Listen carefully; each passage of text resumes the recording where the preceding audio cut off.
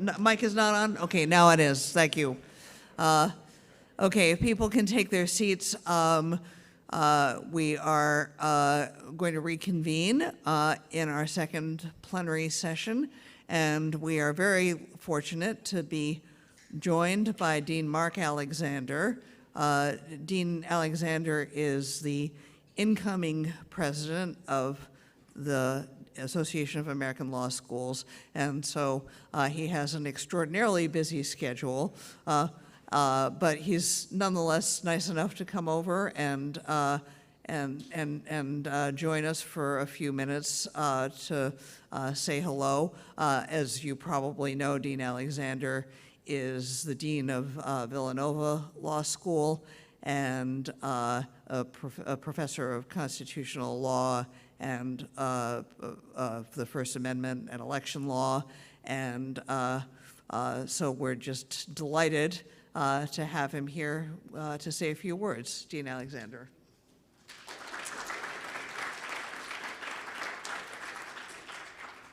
Thank you, Lee, for the introduction.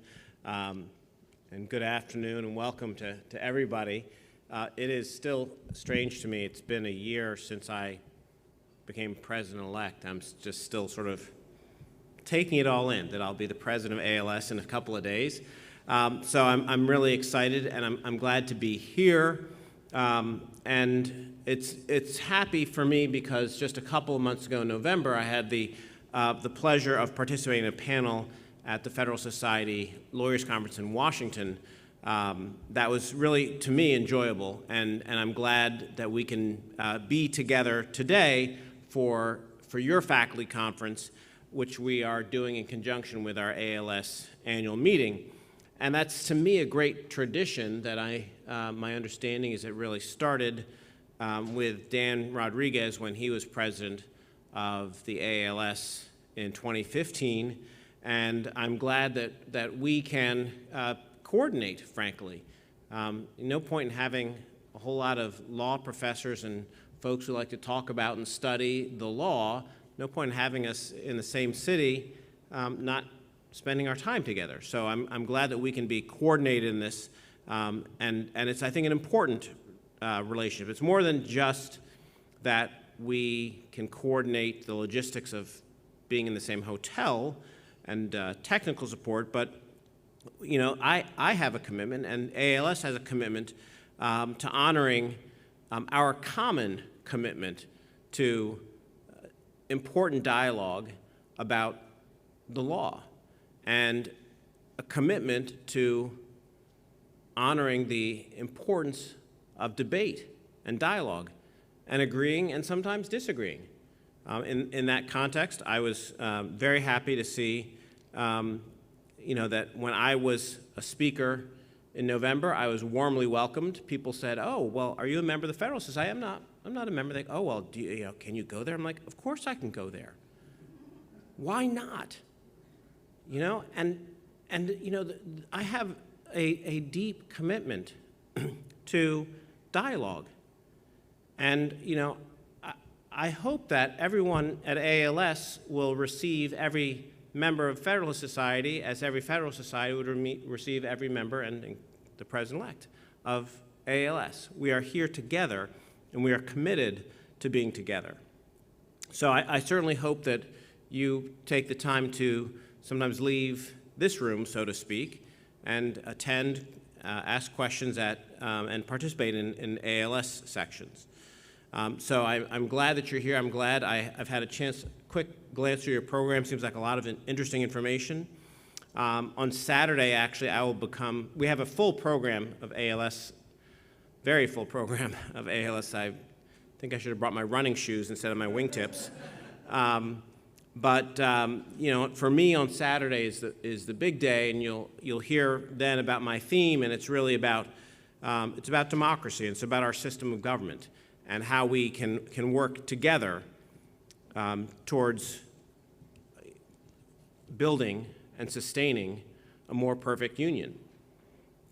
And that requires us to embrace the importance of upholding the rule of law.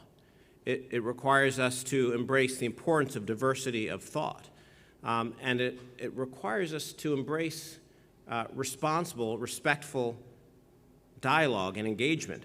I often think, and I've got my dear colleague Michael Moreland here, I think about our law school and our Villanova motto, Veritas Unitas Caritas, and I talk about this all the time, truth, unity, and love.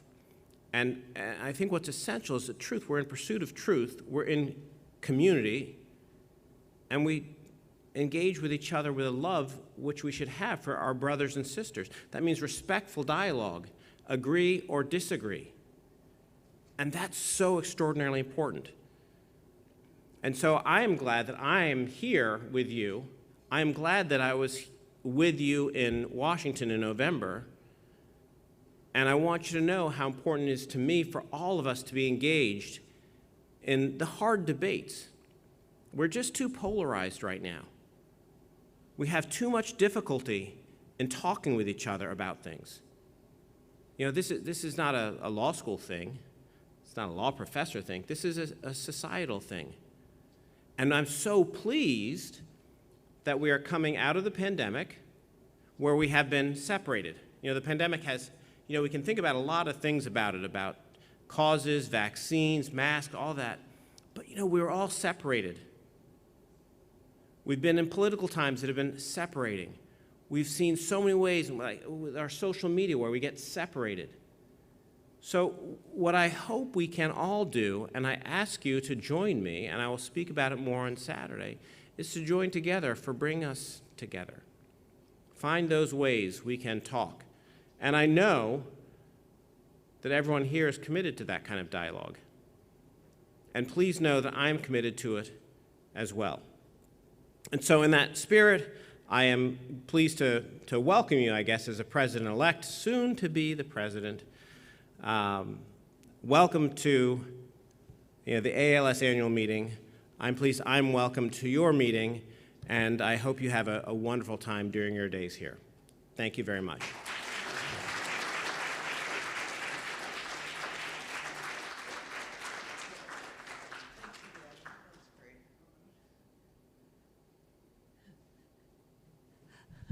Thanks again, Dean Alexander. That was really terrific. I would now like to call up our election law panel. If you would please join us up here on the stage, and we will look forward to a dialogue about important questions about election law and democracy.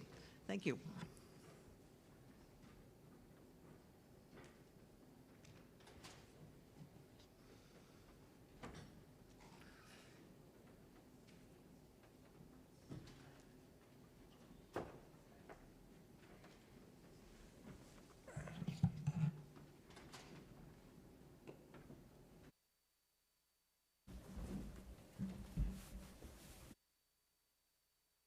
I want to welcome all of you to our election law panel discussing the topic of election law in flux. Where is it going? Where will we be taking it? Our panelists are Professor Michael Dimino, Professor of Law at Widener University, Commonwealth Law School. I take it that's in Pennsylvania? That's right, Harrisburg, Pennsylvania. Harrisburg, okay. Professor Derek T. Muller, the Ben V. Willie Professor in Excellence at the Iowa College of Law. Edward B. Foley, the Ebersold, sorry, Chair in Constitutional Law at the Ohio State University Morris College of Law. My name is Robert Cottrell, and I'm at the George Washington University Law School. So without any further ado, we'll start just with you, Mike, if you would, and lead us off. Certainly. Thank you very much. Thank you to all of you. It's a pleasure to be invited to any Federalist Society event, and particularly to this conference. Thanks for your attendance. It is my duty today to talk about two pending Supreme Court cases in the space of 5 minutes. And given that each of them had an oral argument that was average something like 3.5 hours, I think I have a kind of tall order. So when I get a few minutes in, you can tap me on the shoulder, punch me on the face, or whatever you like. Time's up. Now, the two cases I'm going to talk about are Merrill versus Milligan, a Voting Rights Act redistricting case, and Moore versus Harper, the so-called independent state legislature doctrine case. Now, Moore versus Harper has got a tremendous amount of press. I don't think that it's likely to be quite as important as the other one, but I'll lead with it because it's gotten so much attention. Now, the independent state legislature doctrine stems from the Elections Clause of the Constitution, which says that the times, places, and manner of congressional elections shall be determined in the states by the legislature thereof. The question of the independent state legislature doctrine is whether the legislatures of the states can operate independently of both the other organs of state government, particularly the state courts, and of substantive limitations in the state constitutions. In 2015, in a case from Arizona, the Supreme Court considered a related case that involved the question of whether the Elections Clause was violated by Arizona's Independent Redistricting Commission. The Arizona state legislature had argued that taking the power of congressional districting away from the institutional legislature and placing it with this independent body was a violation of the Elections Clause because the congressional manner of elections in that state was determined not by the legislature of Arizona, but by the commission. By a 5-4 vote, the Supreme Court rejected that argument and said that it was constitutional to give power to the independent body. Now the case is somewhat back in the Supreme Court, and the argument is somewhat different. The argument is that in this case from North Carolina, that the Constitution's Election Clause was violated because the North Carolina Supreme Court placed substantive limitations on the North Carolina legislature in drawing congressional districts. Specifically, the North Carolina legislature struck down the North Carolina Supreme Court struck down the North Carolina legislature's districts as being too partisan. They favored Republicans too much in the view of the majority Democratic North Carolina Supreme Court. And ultimately, the North Carolina Supreme Court ended up drawing the districts more or less itself, since the legislature was unable to draw districts that satisfied the North Carolina Supreme Court. And so the case got to the federal Supreme Court on the claim that the North Carolina Supreme Court was really doing the districting itself or was unduly constraining the North Carolina legislature. My own view on this case is that it is awfully difficult to distinguish the present case from the one in 2015. That is, if it's constitutional to take the power away from the state legislature entirely and give it to a different institution, then it's not clear to me why it should be any less constitutional to say to the state legislature, we'll give you the first crack at drawing the districts, but you have to comply with the state constitutional provisions regarding how much partisanship there can be in drawing district lines. After all, the case in 2015 said that one of the reasons that the legislatures have to deal with, say, gubernatorial vetoes when passing congressional redistricting is because the gubernatorial veto provisions are present in the state constitutions. That is, the rationale that the Supreme Court relied on in 2015 was that the state legislature can't do everything itself if the state constitution says the only way you make laws is by going through a gubernatorial veto process? Well, if the state constitution says that you can, that you have to go through, that you can't be too partisan, well, then that's another requirement. Now, in Merrill versus Milligan, this is a Voting Rights Act case that comes out of Alabama. Alabama has 7 congressional districts. For the last long while, they have had one of those districts as a majority-minority district. The question is whether they have to have a second.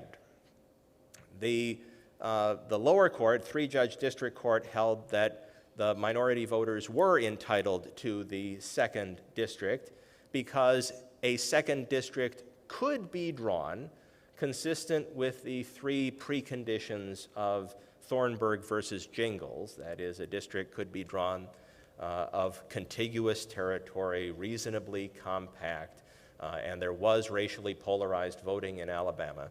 The problem was that in order to draw that second district, you had to consider race above all. That is, race had to be the top consideration.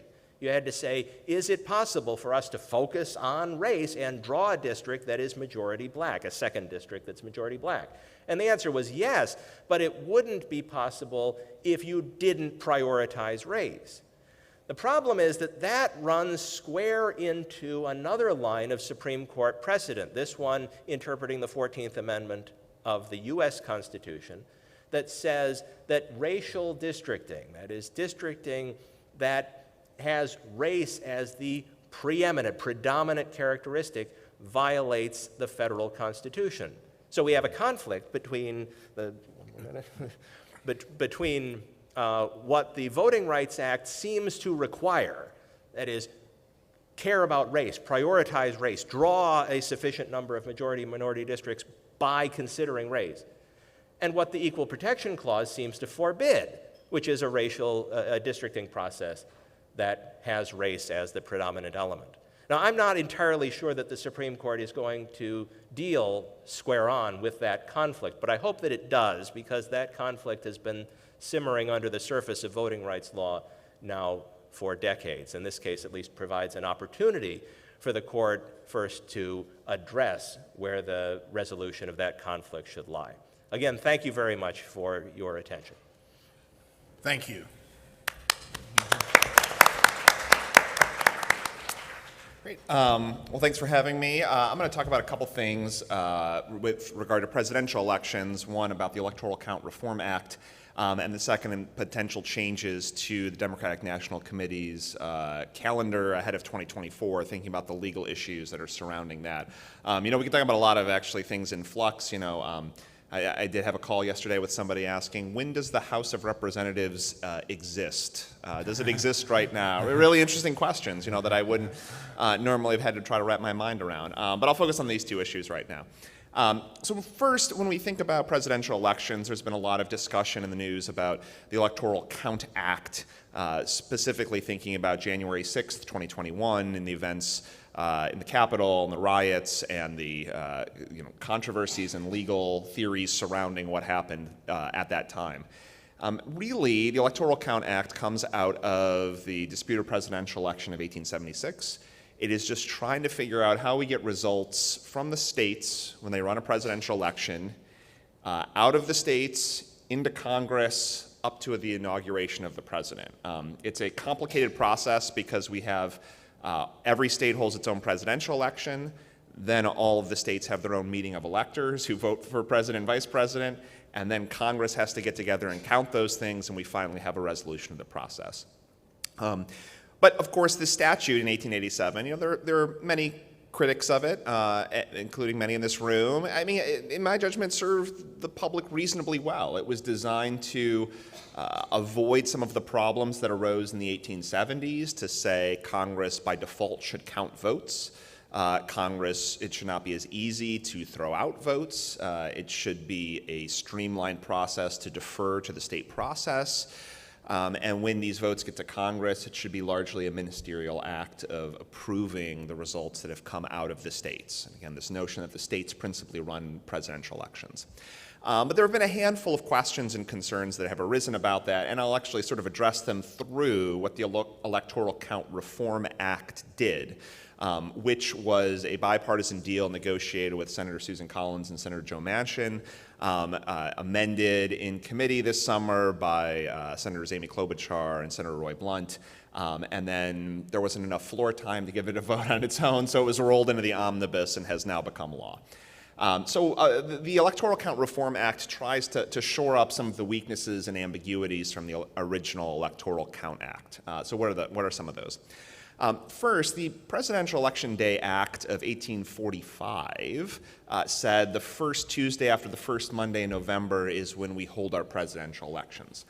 Prior to that, presidential elections actually took place over the course of several weeks in the states.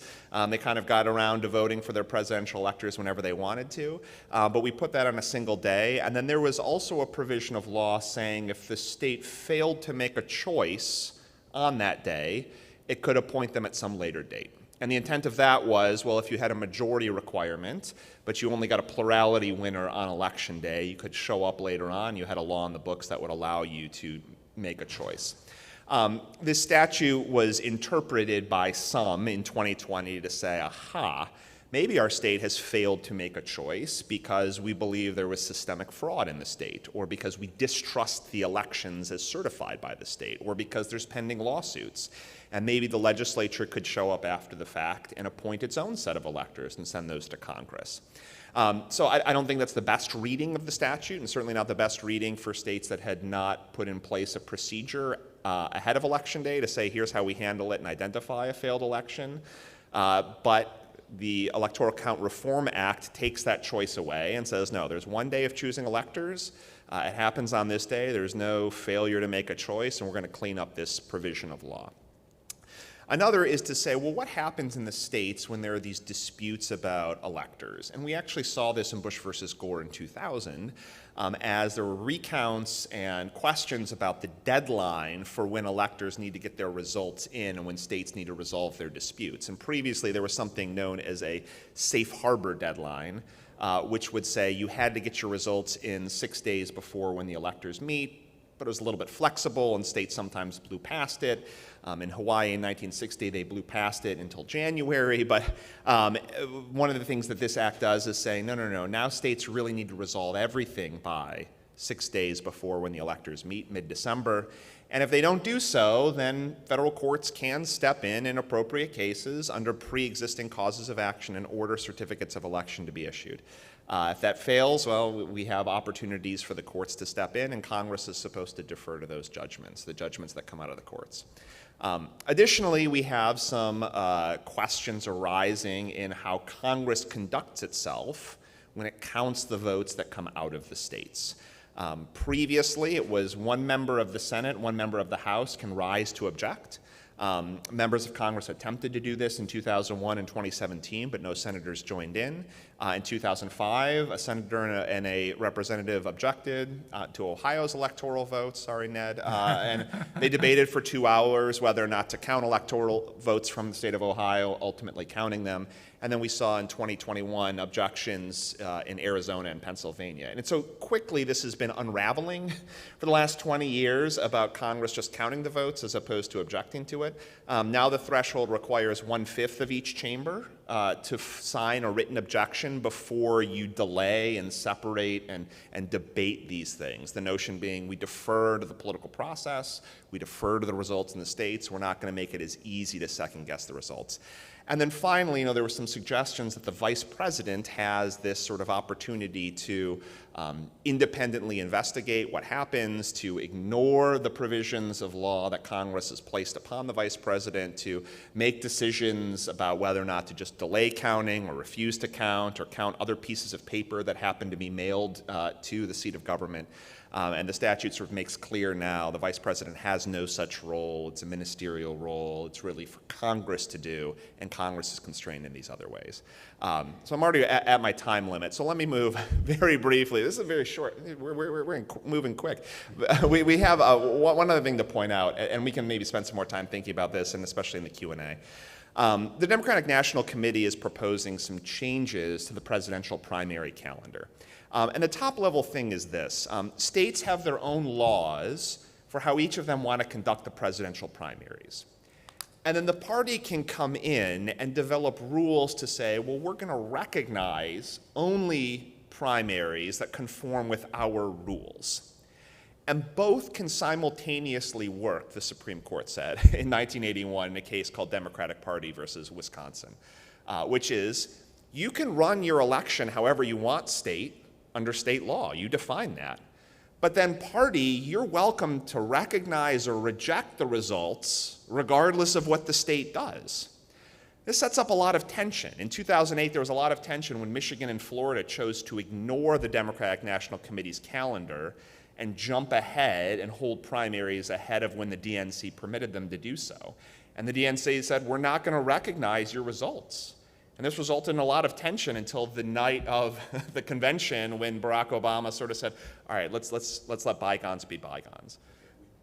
Okay, but right now there's this similar discussion happening and reshuffling the calendar in Iowa. I feel some personal thoughts, but we'll save that for maybe the Q&A. Thank you.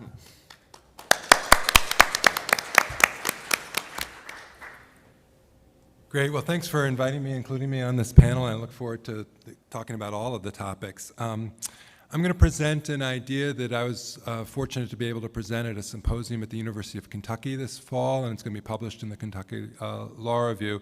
But I hope you'll see that it follows well from what Michael was talking about the two Supreme Court cases. It deals with the problem of gerrymandering, which is the premise and predicate for this independent state legislature doctrine case, and the mess, particularly in North Carolina and elsewhere, of partisan drawing of district lines. And in particular, it deals with the problem of minority vote dilution, which is the subject of the separate Alabama case that, as Michael said, there's this tension between two Supreme Court doctrines. And so this idea of self-districting, which I'm going to talk about and have some slides for, which I hope we can get to in a second, can run you through this idea. But given that the broader topic today is election law and flux, I'd like to situate this idea, so-called self-districting, in connection with a body of work that I'm trying to pursue on how to deal with alternative electoral mechanisms or systems to deal with the fragmentation and polarization of our current political climate. Derek mentioned the fight over the speakership in the House today, this week, and that plus the midterms are showing us that while nominally we may have a two-party system, both of our parties, obviously the Republican Party is struggling with factions within the parties and how we govern given the difference between what is it, the never Kevins and the always Kevins, and the never Trumpers and the always Trumpers. I mean, how we sort of aggregate different preferences into governance is a challenge. It's been a challenge with us from the beginning, why Madison wrote Federalist 10 and so forth. And I think we need to think about new institutional arrangements to deal with those challenges.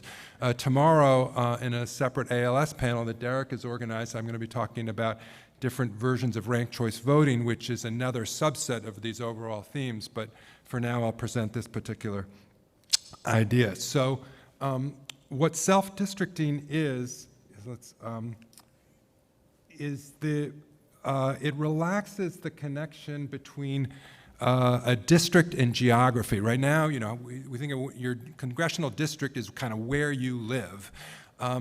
Doesn't have to be by law, and it could be under a self-districting system. The basic concept of self-districting is to give the power to choose what district you're in to the voters themselves, not to have government officials draw district lines, engage in gerrymandering, or engage in impermissible use of race in terms of the Shaw versus Reno doctrine, but let's just let voters choose what congressional district they want to be in, what demographic characteristic is most salient to them. So they could decide, hey, geography is what's most important to us. I want to live in a district associated with my neighbors or my city or my county or whatever. But if they wanted to organize districts around other attributes, they could do so. So for example, there could be districts devoted to occupation. Farmers could create a district, laborers could create a district, age groups could create a district. There could be a district for millennials or baby boomers or Gen X's or Gen Z's. Other attributes of social identity, this is the most relevant to the Alabama case. Voters of color could organize a district to protect themselves against voter dilution. Christian evangelicals could organize themselves into a district. It would be, their choice. There could be traditional political parties, Republican, Democrats, Libertarian, Greens, what have you, could say, no, we want a district for our, associated around our political ideology. If you're thinking about how this might play out in practice, if something like this ever were to happen, it has a lot of affinities to proportional representation systems. We could talk about if we wanted to in Q&A. But it's designed to achieve a degree of proportionality within our American traditional, more district-based system of thinking about elections. It could be for congressional seats in the Federal House of Representatives. It could be for state legislatures. It currently complies with the federal law that right now there has to be single-member districts, but they don't have to be organized based on geography. That had been traditionally in earlier parts of American history. There were geographical requirements that Congress adopted for congressional districts, but that's not the case today. So there are two stages to the process, and as we go through it, you'll see how it sort of inverts the relationship of primary elections and general elections. It makes general elections look a little bit more like primaries, and primaries look a little bit more like the general election. We could think about how that would affect turnout and the dynamics, but let me just run through the mechanics of the system. So the first thing is groups would compete for voters to join their districts. They would register with a Secretary of State, other government official, and say, hey, we'd like voters to join us. And so the first stage of the electoral process would be voters choosing which group to join for purposes of this system. It has to comply with one person, one vote. And so let's just imagine in a hypothetical state, we've got, and I'll do this for congressional districts, so just so we simplify this. Let's say there's 5 million voting age citizens. They have 10 congressional districts to work with. What would this look like? So again, the voters would select their group. There needs to always be one district for unaffiliated voters, voters who don't turn out in the first stage of the process or don't want to engage in it. They need their own representation, obviously, in Congress. So we have to hold back at least one sort of unaffiliated district. So let's imagine that I don't know if you can see these numbers, but hypothetically, this is what the results of the stage one of the election are. And here I do think in a competitive environment like this, pretty quickly, different groups would see the advantage to coalescing in terms of making sure that they could capture at least one seat in the system. And so that's why I think political parties would form as the best competitors to control the most number of districts. Might be more than the two parties that we have now or whatever, might be organized along district lines, but pretty quickly I think we would have parties formed to try to win in this system. So under this example, the Democrats get a certain amount of votes, the new MAGA Patriot Party gets some votes, Social Progressives, AOC's party gets some votes, Constitutional Conservatives, maybe that's Liz Cheney's party, gets some votes, Libertarians, Greens, and then people don't choose to vote. And so we look to the percentage of voters who align themselves with each group and then try to find the number of districts that each group is entitled to. So in this example, the Democrats are entitled to 2 districts, the MAGA Patriots entitled to 3, the Social Progressives and the Constitutional Conservatives each 1, and the Libertarians and the Greens fall short of the number necessary to get themselves a district. Okay, so then what happens next? We actually have to create the districts from these groups, and they each have to have the right number of voters. Come on, clicker, click. There we go. So again, every district has to have 500,000 voters. Again, we need those unaffiliated districts, and And then to make population equality work, we have to reassign randomly some of the voters who wanted to be in a self-selected district back into the unaffiliated district. So just to do this quickly, you're going to get the Greens and the Libertarians are going to be added to the unaffiliated districts. Then the extra voters from the Democrats, who more than the districts that they were entitled to, they've got to get over to the unaffiliated districts. Sorry, this clicker is not clicking. And that is true of the other groups. Ugh, come on. Anyway, if you can see that we're going to end up creating the right number of districts with the right number of voters. And I'm sorry about this technology.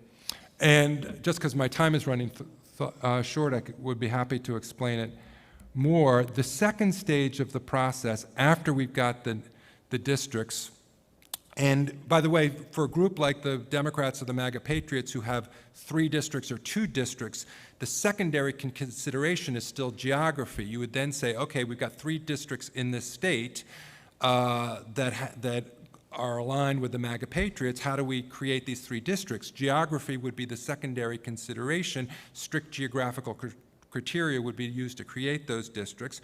Once you've created all the districts, you have the voters vote. In a district that is entirely made of the self-selected voters, let's say an entirely Democratic district or entirely MAGA Patriot district, the November election looks like a primary because the only candidates who are running in November in that district are affiliated with the group that has self-selected. You could use ranked choice voting to run that election. We could talk about that.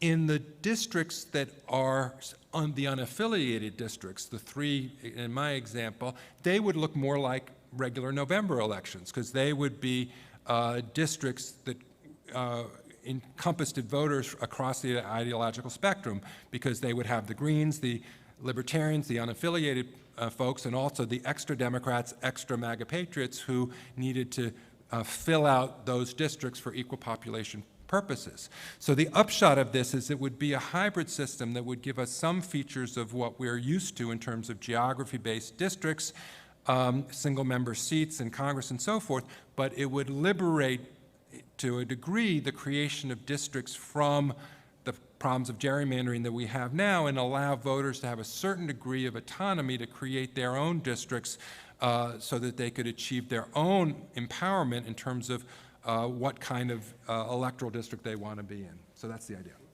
Thank you.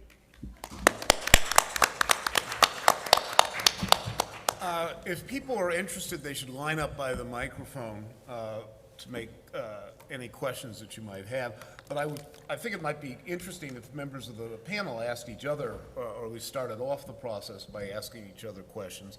And I guess I wanted to, if I could, as chair, start off with a question, which is, Ed, one of the things that I wonder about the scheme that you're presenting is, does it increase polarization, which is, with our geographic districts as they are, even with extreme gerrymandering, we run into people we have people who are of the opposite party or opposite ideologically or politically. We ring doorbells and we encounter such people, and maybe we have a conversation, maybe they slam the door in our faces, but at least we do encounter people with, in the political process with different political views. I'm just wondering if your scheme where the MAGA conservatives are in one and the libertarians are in another, do we just simply increase the polarization that is a real problem, as right now? So I think it's a crucial question. I would encourage everybody who's interested in the problem of polarization in our society to read a book by the political scientist Lee Drutman called The Doom Loop. I used to believe that the Anglo-American method of elections, which first past the post, created two-party system instead of the European-style proportional representation, was much better to ameliorate social conflict. That the Italian system was a disaster. They changed government all the time, so on and so forth, and that our system was better. I think recent history has shown that it's not that easy, and Lee Drutman's argument is that, in fact, the two-party competition that we've got now exacerbates hyperpolarization because of the us versus them, tribalism, and enmity. I mean, in other words, if it's just red versus blue, it is intense hatred of the other side. They are not just the loyal opposition. They are the enemy to be destroyed. If we opened up the electoral process for more multi-party coalition building, yes, there may be more instability, there may be needs to build coalitions among different parties, like, again, Italy or Israel or other proportionality systems, but it may create more fluidity to avoid that intense hatred of the constant opposition of the other side. So we live in a world in which there's a certain amount of inevitable polarization in just the preferences that our voters have. And the question is, how does our electoral system aggregate preferences that voters have honestly and authentically to give us self-government, but not in a way that exacerbates animosity and division, that gets more to the fact that we do actually have to govern. This system that I'm proposing, like proportional representation, would probably tend to favor multi-parties as opposed to just two parties, and would require, if no party wins an outright majority of seats in the House of Representatives and the legislature, to form multi-party coalitions. So it doesn't avoid the exacerbation of polarization. As Derek and I were talking about, our colleague Rick Pildes has in the New York Times today a piece picking up on the House of Representatives speakership election problem. Rick's point is that fragmentation is the defining quality of the difficulty of government in Western-style democracies around the world, whether of the Anglo-American variety or the European variety, for reasons that have to do with social media and so on and so forth. We are just having a great deal of difficulty governing because of fragmentation, and any system would have to alleviate that risk. I think there's reasons to believe that our current system right now is not doing as good a job as some alternatives could do. So it's interesting you mentioned Israel. Do you want to be more like Israel, more like the UK? Part of it's interesting to think about the intense polarization we have, but then we look abroad and we see other places where they're suffering in some ways despite having the multi-party coalitional government. Yeah, well, I hope we get out of this era of history with the view that democracy is functional and that the Chinese and Russian, authoritarian models do not win, the intellectual world history, race. And how to do, Arrow's theorem proves there's no perfect democracy given, multiplicity of views. And so the question is, at any given society, at any moment in history, what sub-perfect system best handles multiplicity of preferences? And I hope we don't have conditions where the answer is none of them. I hope that we can make adjustments to the way, we're not going to abandon the basic structure of the American Constitution with, a presidential, we're not going to move to Britain-style parliamentary elections in the United States. We're not going to move to exactly what Israel has or so forth. The question is, can we, within our constitutional system, create some novel alternatives that do a better job than we're currently doing? And frankly, I think, if you think about Madison, and Madison went from a desire in the Federalist Papers to want to avoid the creation of political parties, to writing in 1792 that, hey, he was a party guy and he wanted to oppose the Hamiltonian Adams Federalist Party with every bone, fervor in his body.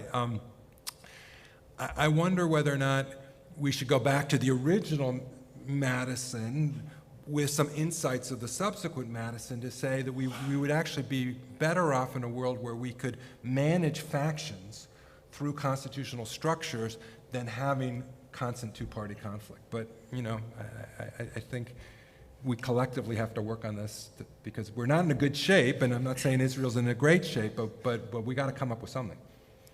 I really like what I take to be the central premise of your idea, which is that people can form associations with others regardless of whether they happen to be neighbors.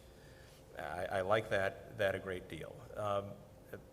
But I wonder whether the advantage of your system compared to a pure system of proportional representation is simply that yours complies with current federal statutory law that requires single-member districts. So if you didn't have that limitation, would there be any reason to adopt self-districting as opposed to a more overt kind of proportional representation? Yeah, great. No and yes.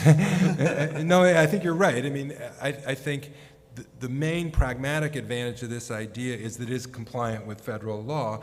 I think a secondary idea is, I think it's more in keeping with the current American psychology of what it means to be a voter voting for a representative. Pure proportional representation, which states could adopt on their own because they're not constrained by the federal single district requirement, but no state in the United States uses a pure proportional representation system, and that's because in the American psyche, we think we vote for we think we live in a constituency that votes for our representatives. So even if they're of the opposite party, in theory, they're who you're called for constituent services.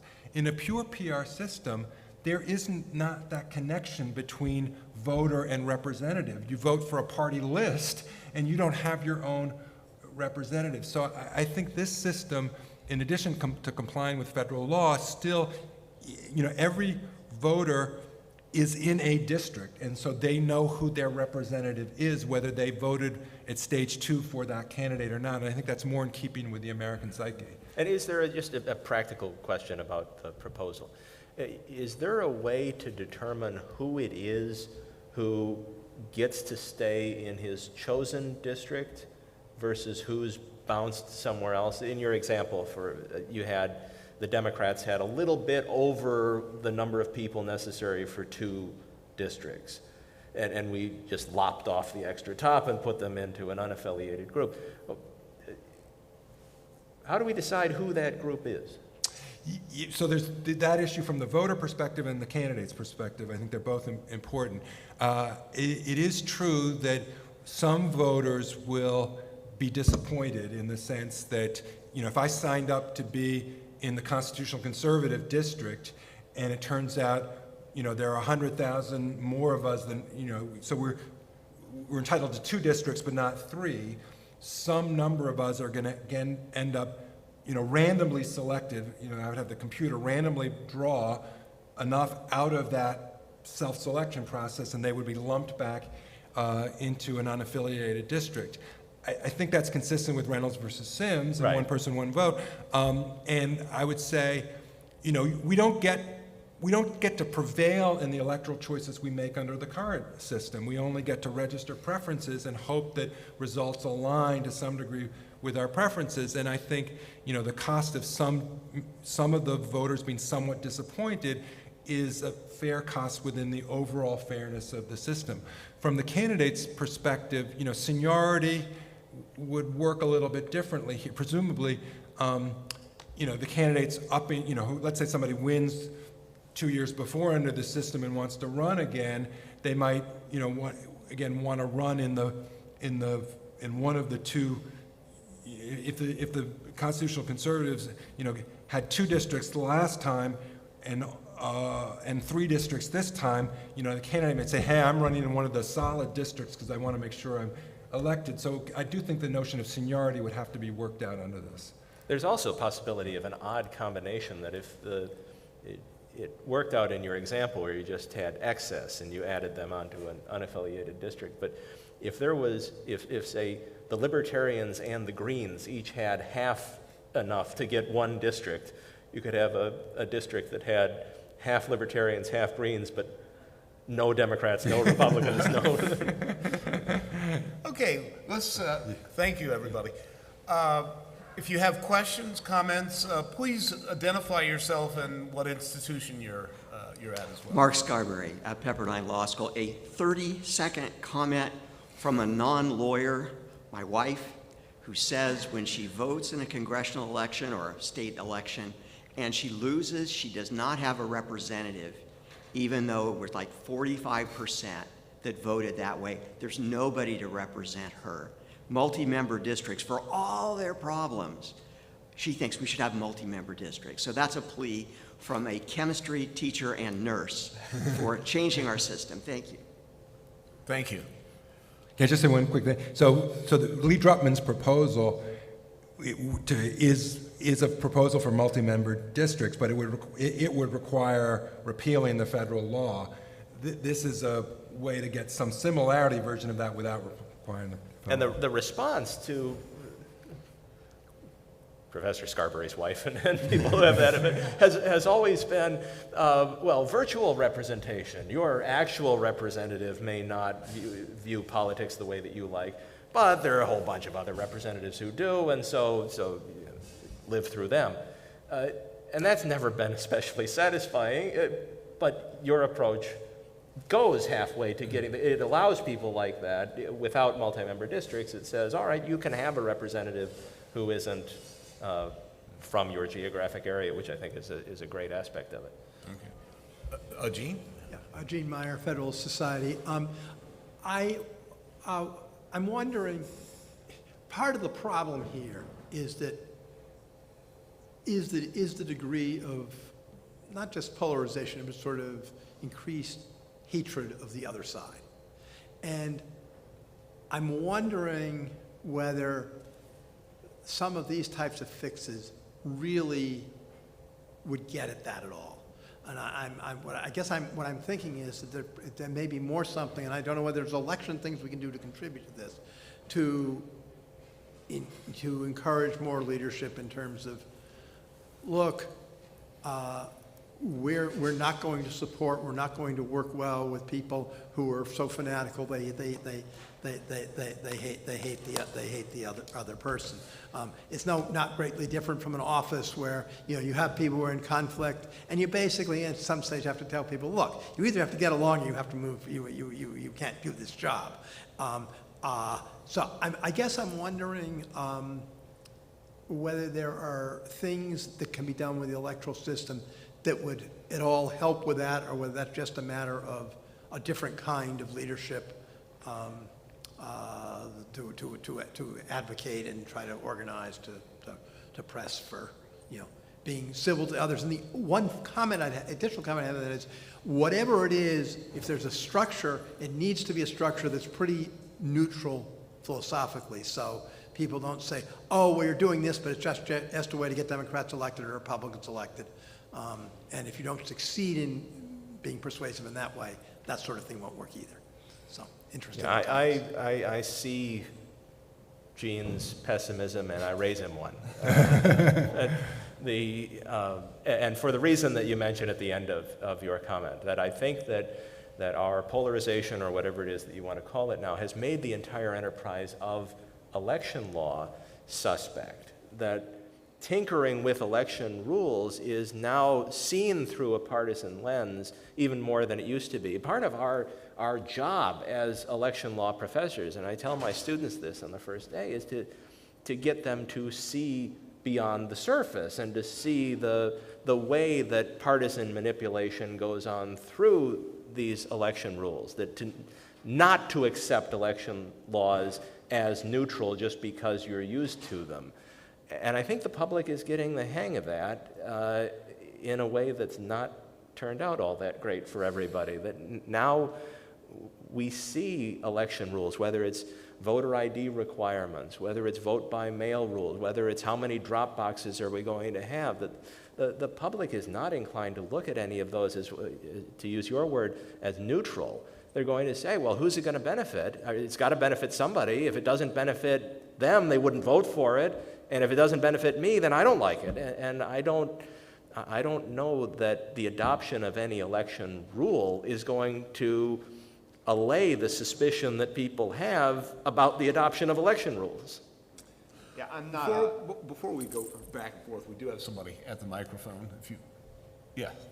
Man, I'd love to hear Derek and Michael fight for a while, but Tessa Dysart from Arizona, and maybe this is a question for the poli-sci professors conference and not the law professors conference, but doesn't this idea of putting yourself in a district reduce the quality of representation?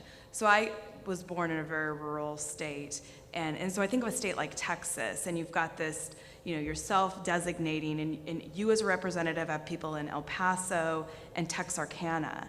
And how are you, when you're home, on breaks, going to appropriately meet the needs of those constituencies over a state that, takes you a day to drive across, period? And wouldn't individuals in rural communities, so the representative is going to meet all of his constituents in El Paso, but may not stop in Pecos on the way to Texarkana.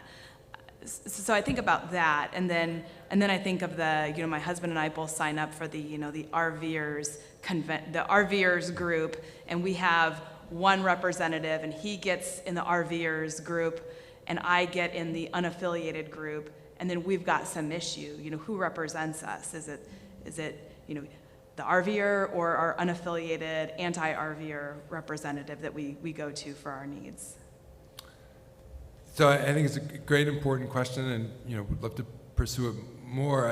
We obviously, the bigger the state, the more you have to think about the distance issue that you're talking about. I mean, we currently do, in terms of the U.S. Senate, we are simultaneously represented by two senators who exist off the same geographic space. Now, your constituency services that a senator does is obviously different than a representative does, but it's not impossible, for example, in the same household that somebody voted for one senator and somebody voted for the other senator, and they're both represented. If the rural community of a state like Texas thinks being in a rural community is what's most important to us, in a state like Texas, that group is likely to capture a lot of districts. I don't know how many congressional districts. Well, a lot of districts, but in a huge geographical area. But in state, let's say that the rural community votes in sufficient strength to get 12 out of Texas's 30-something congressional districts. At that point, you're dividing the entire geographic space of Texas into 12 subsets geographically. So any particular voter who voted to be in a rural representative district won't be represented by one member who has to go the entire distance of Texas. It'll be 1/12 generated by the computer to make the most compact 12 districts for that group that's entitled to 12. So, 1/12 of Texas is still pretty big, probably bigger than Rhode Island, but it's not the size of Texas itself. So I think the trickier problem is there may be some slice of the Texas community that only gets one Texas district, and their relationship to their one representative is the same as Alaska's single representative is. I mean, Alaska has 2 senators, but only one representative. Alaska is the biggest state geographically. We presume the constituent services still exists for all all citizens of Alaska. It's obviously a different relationship than, the representative in the state of New York between, one voter and one voter in Manhattan, who this geographic size is tiny. So it's a fair point, but if we think that we have adequate representation for the people of Alaska, that would work for this system, or Wyoming for that matter. A very large state, only one representative. And I'll make a point explicit that follows from what you were saying and also ties it into the Merrill versus Milligan aspect, that if we're choosing districts based on a quality, be it race, be it farming, be it recreational vehicle enthusiast or whatever, we're telling the representative, more or less, this is what you should care about. which in the racial districting context, the Supreme Court has found constitutionally problematic. I don't know that it's constitutionally problematic in these other areas, but it is sort of it can, something to be concerned about, whether you phrased it in terms of quality of representatives.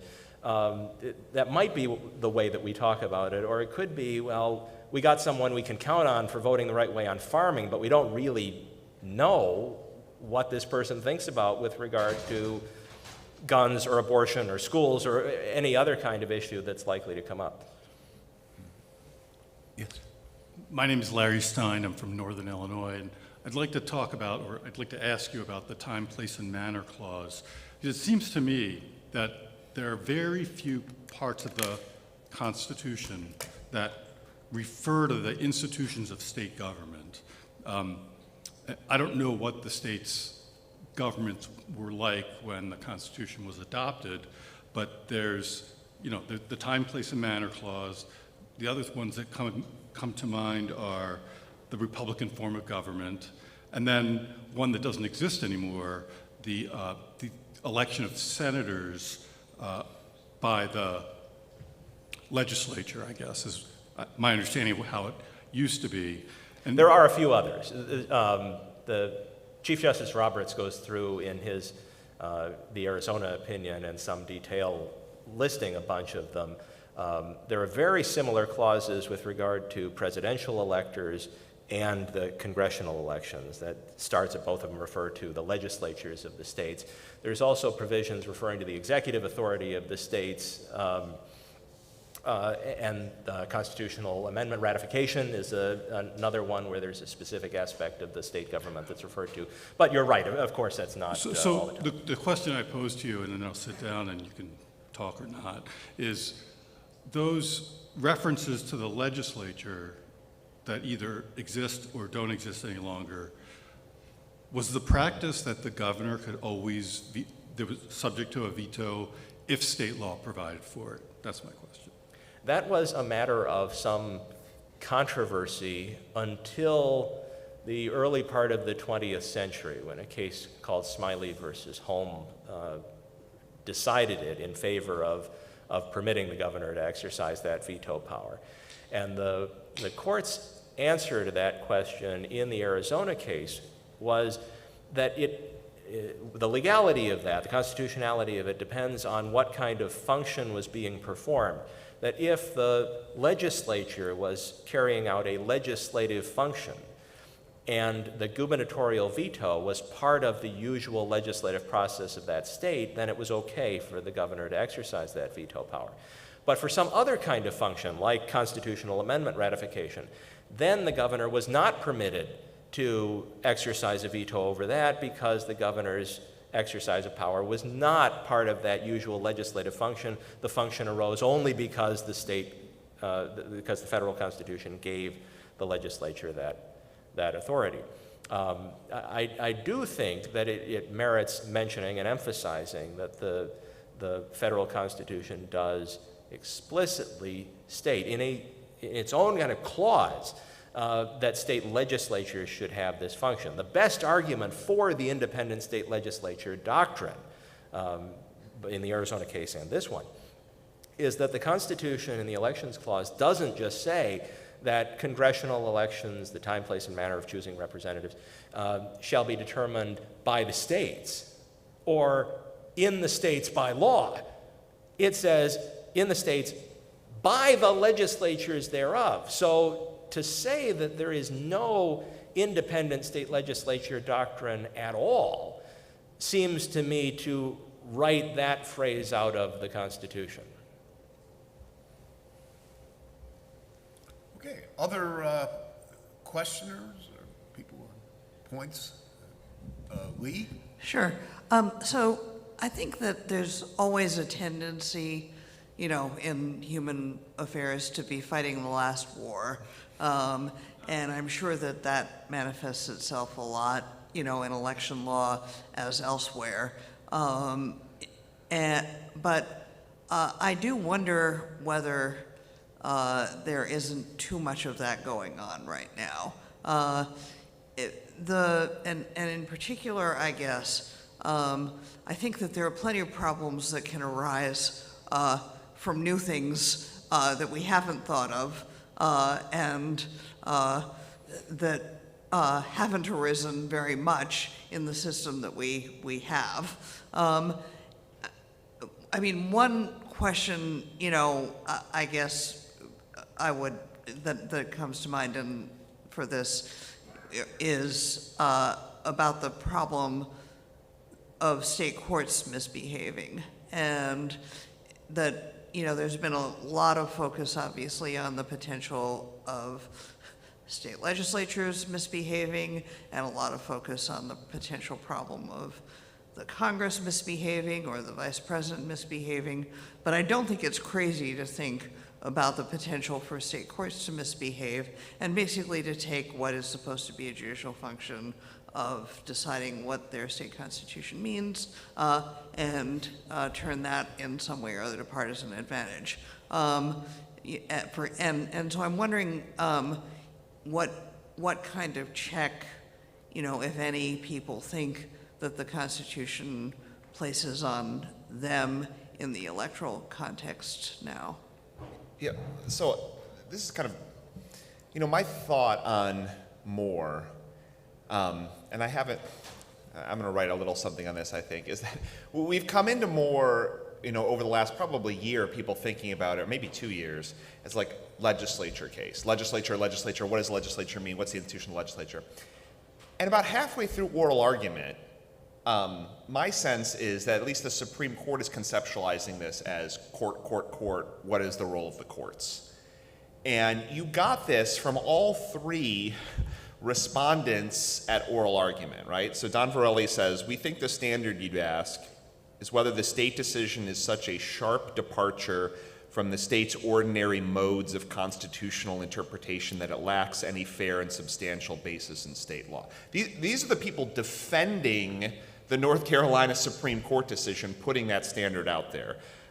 Solicitor General Pleger, it's not just about thinking the state court might have gotten it wrong or very wrong, but trying to identify the narrow circumstances where the court can't properly be understood to be conducting judicial review in the first place. It's not acting like a court, because that is the kind of thing that would seize the legislature's policy-making power and be understood to transgress the elections clause.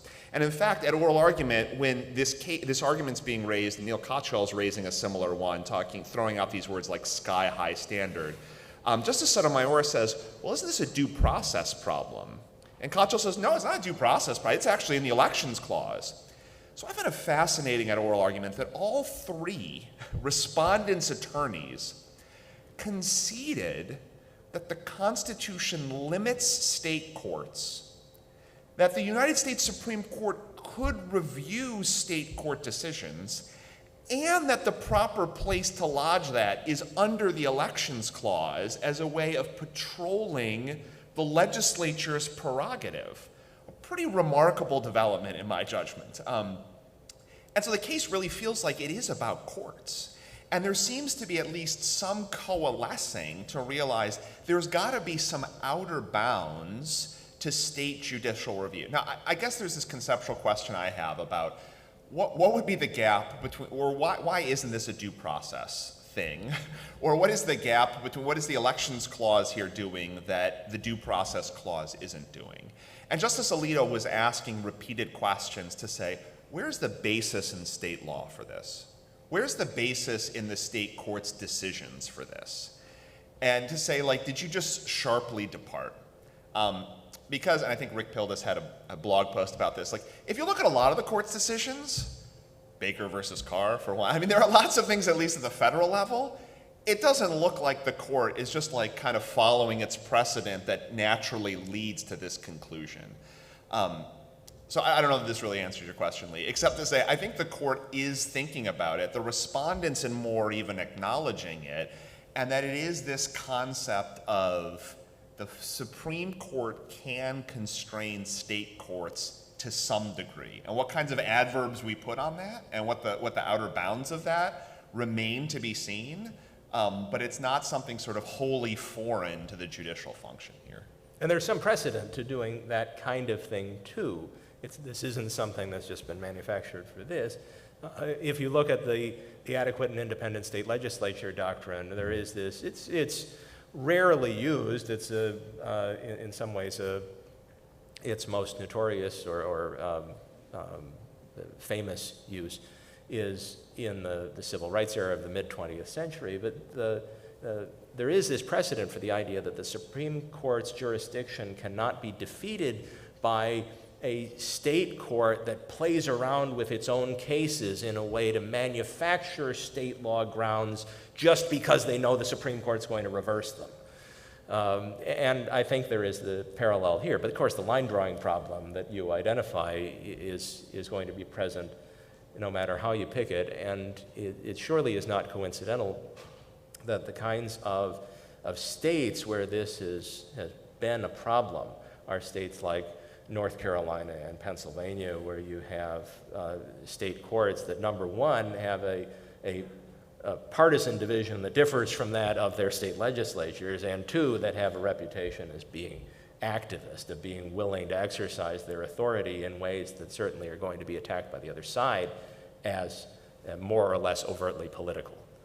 Yeah, and just to add to that, I mean, even though the Moore versus Harper fact pattern is gerrymandering, I think the case that they most have in mind to deal with the issues that you're talking about is the Pennsylvania Supreme Court's decision to extend the time for absentee ballots to be submitted. And I suspect that whatever doctrine gets articulated in the majority opinion will fit that fact pattern to make it clear that that was not appropriate. Well, it's hard to come up with an example that's more absurd than that one. For those of you who aren't familiar with the case, that Pennsylvania had a statute that said mail-in ballots must be returned by 8:00 p.m. on election day.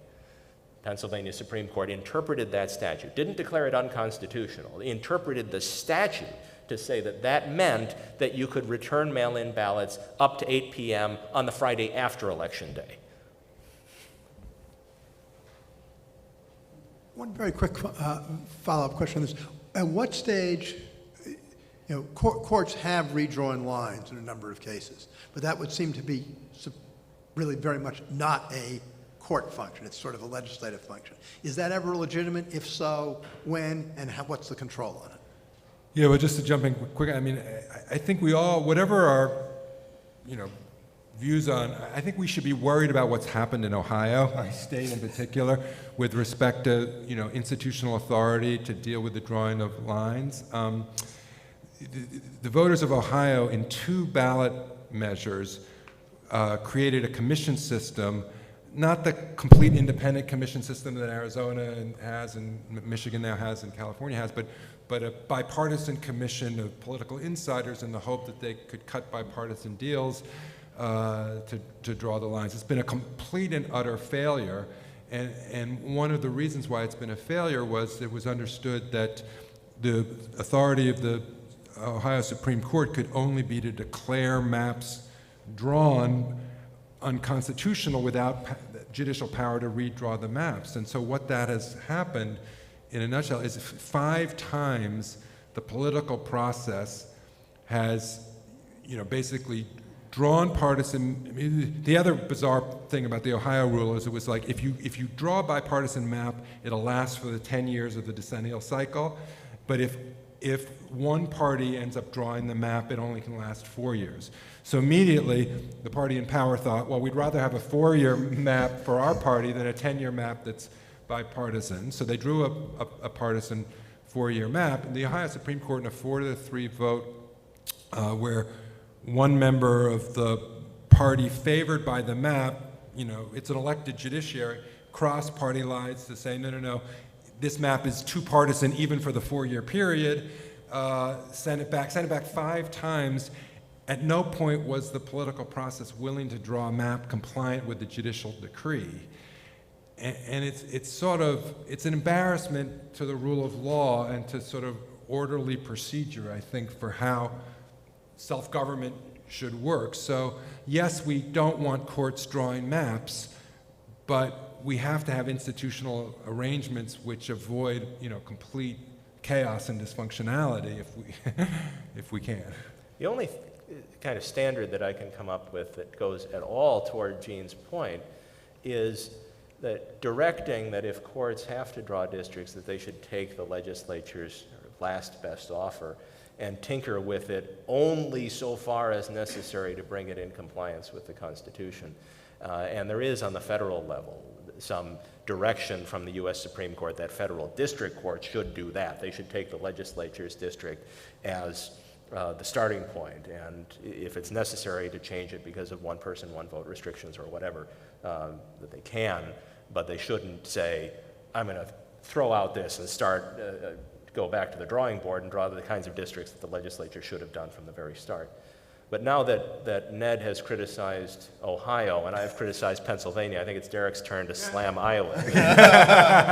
We have the golden redistricting process if you read the media accounts. So, I will add, you know, again, an interesting wrinkle about Moore is it is a temporary map, right? The judiciary came in and said, like, once the legislature attempted to draw a map complying with its partisan gerrymandering standard, which was a standard that the legislature was never going to meet in whatever map it gave, the three-judge panel said, well, we're instituting a temporary map for the 2022 election.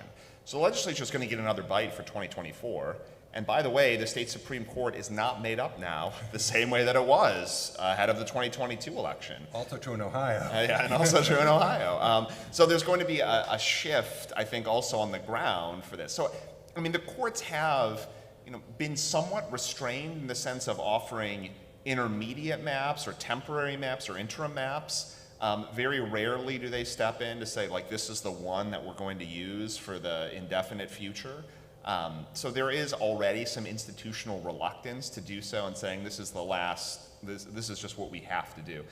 You know, I know Jonathan Mitchell has written some briefs about how we should construe a federal statute, 2 USC Section 2A, about Congress creating default rules when the legislature fails to draw maps and all that. And that's like a really interesting sort of separate question, but for the most part, the courts just do it temporarily, kick the can down the road, and hope something improves by the next cycle. Okay. Other questions, remarks, thoughts? I'd like to thank our panelists for a really great, really informative panel. Thank you.